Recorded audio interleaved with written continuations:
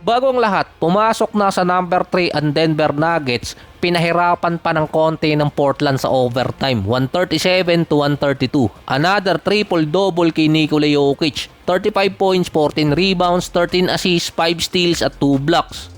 Bumalik na naman sa pagkahalimaw si Jokic na parang may mangyayaring masama sa mundo kapag hindi siya nakakuha ng triple-double sa loob ng isang linggo. Naglaban pa sa flop itong si Avdija at si Nikola Jokic during crunch time. Dahil sa panalo ng Denver, mukhang matutupad ang propesiya ng Houston dahil number 4 na ang Lakers, number 5 naman ang Rockets. Posible silang magtapat sa first round kahit pa magpalitan ng pwesto. Na dahil naman tinalo ng Denver ang Portland, nakaangat ng bahagya ang Clippers sa number 8 kontra sa Blazers. Meron ng 63 games si Nikola Jokic, sunod na kalaban ng Denver, Memphis, tapos susundan ng OKC at San Antonio. Ito yung last 3 games ng Nuggets sa season. Dalawa na lang kasi ang kailangan nitong si Nikola Jokic para makuha yung 65 games at mukhang kailangan na rin ipahinga. Dahil katulad nung nangyari noong 2024, nakalaro siya ng 79 games. Pagdating ng second round ng playoffs, parang napagod. Since February 1, hindi pa nakakamintis ng game si Nikola, puwera usog. 2 games na lang kasi ang kailangan ni Jokic. Hindi rin naman kasi kailangan pilitin ni Nikola Jokic Kailangan na lang naman niya 40 minutes. Hatiin niya yung 40 minutes sa loob ng 2 games. At least tig 20 minutes para sa kanya.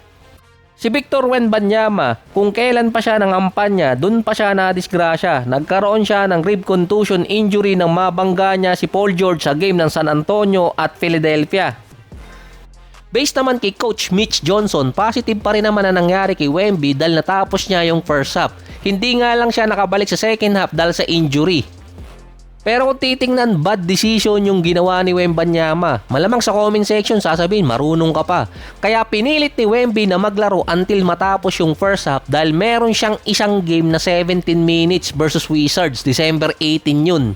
Kasama din sa bilang ng game kay Wemby yung in-season tournament finals. Kung hindi kasi naka 15 minutes si Wemby versus dito sa Sixers, hindi mabibilang sa kanya yung game. Kaya pinilit niyang ilaro. Naka 16 minutes si Wemby versus Sixers bago siya hindi naglaro sa second half. Dahil kung naka 14 minutes man lang si Wemby nung first half, malamang ilaro niya yun sa second half para lang ma-meet yung requirements. Ang hirap din mangampanya tapos masasayang lang din dahil hindi na-meet ni Wemby yung requirements. Isa pa doon, may 2 exception kasi na less than 20 minutes sa rule. Pero dapat pasok pa rin sa 15 minutes. Yun ang hinabol ni Wembanyama dahil technically pwedeng hindi rin naman siya maglaro nun after siyang madali ng injury kung na-meet na niya ang requirements. Sa technicality din, kulang na lang ng isang game si Wemby. Meron na siyang total ngayon na 63. Kasama pa yung NBA Cup Finals, meron na siyang total na 64. Kailangan na lang siyang maglaro ng isang game na meron 20 minutes. Pero nagkaroon siya ng rib contusion injury na based naman sa medical sports website. Kung merong bruise ang tagiliran ni Wemby, at least 3 to 6 weeks ang recovery. Kung mild lang ang aabuti ni Wemby, 1 to 2 weeks ang recovery timeline or 2 to 3 weeks. Based pa sa isang sports doctor, 5 level kasi ang pwedeng tamaan kay Wemby. Ang pinakaswerte lang kung sakali ay 1 to 2 weeks at mild lang ang makuha niyang injury. Pero dahil nga hinahabol ni Wemby ang awards, isa na lang ang kulang na kailangan niyang maglaro ng at least 20 minutes, dun mamimili ang San Antonio. Kung pipilitin si Wemby, teka na parang mali, kung pipilitin ni Wemby ang San Antonio na palaruin siya or ipahinga na lang siya hanggang playoffs.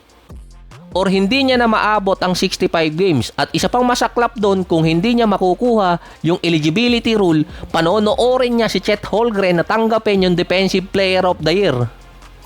Pero mukhang pipilitin ni Wembanyama na maglaro dahil isang game na lang, kailangan lang naman niya maka 20 minutes kahit magtatakbo lang siya doon sa loob ng court at kahit matalo lang din yung San Antonio, number 2 pa rin naman sila dito sa West.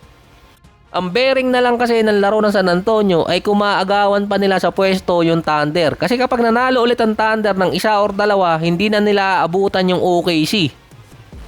Ang pinaka worst case scenario pa na pwede mangyari kay Wemby, bumalik yung injury niya kung kailan pa kasagsagan na ng playoffs. Posibleng dun pa siya mawala kung pipilitin niya. Yung iba mga teams na pasok na sa playoffs, ipinapahinga na yung kanilang mga player. May another injury report sa Lakers. May game ulit sila sa Thunder na another na masaklap na mangyayari. Si Lebron nilagay ng questionable sa game versus Thunder dahil sa kanyang injury sa paa. Sa ibang report naman, nilagay siyang out na sa game. Possible din na hindi maglaro si Marcus Smart dahil meron pa ring injury.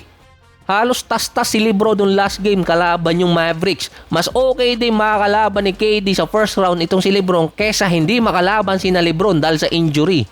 Dahil ang kalabaw tumatanda pa rin. After ng Thunder, may back-to-back game kasi ang Lakers versus Warriors at Suns. Kailangan din mamili ni Lebron kung saan siya lalaro. Sa game ng Warriors na no bearing na sa Golden State kahit manalo sila, or sa Suns na kapag nanalo sila, pwedeng dumikit sa Minnesota.